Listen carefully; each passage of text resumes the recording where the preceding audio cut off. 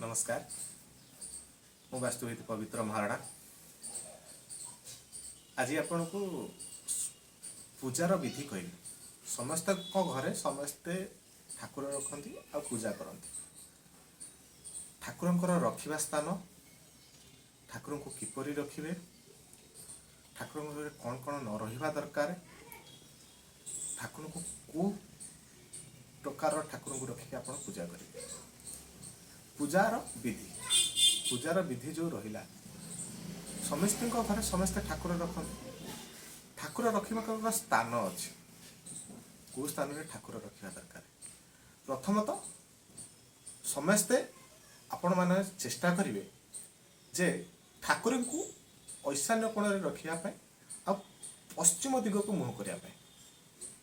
ठाकुर मुह पश्चिम दिग को करके रखिकी जदि घरे आप पूजा करेंगे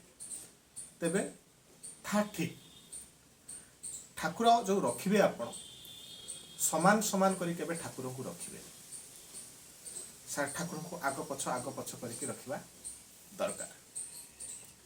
ठाकुर मुह केबे भी दक्षिण दिग को हवा उचित नहीं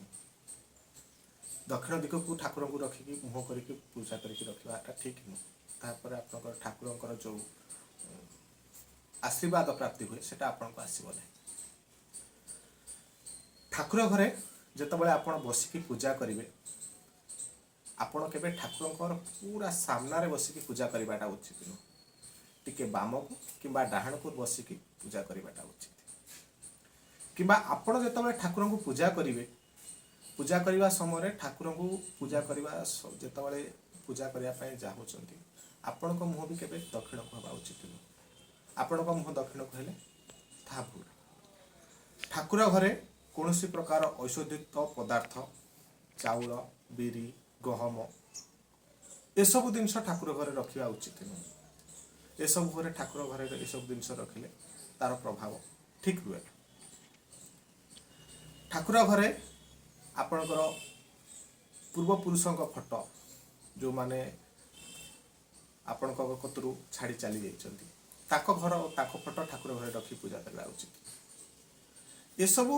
जिनस को मानिबा सहित सबु बेले चेष्टा करेंगे आपण मुह के ठाकुर घरे दक्षिण दिग को हम ना कि ठाकुर मुह के दक्षिण दिग को हम ये सब मानिकी ठाकुर घरे ठाकुर पूजा करंतु देखिए निहाती शुभ फल प्राप्ति हो। रोची नमस्कार।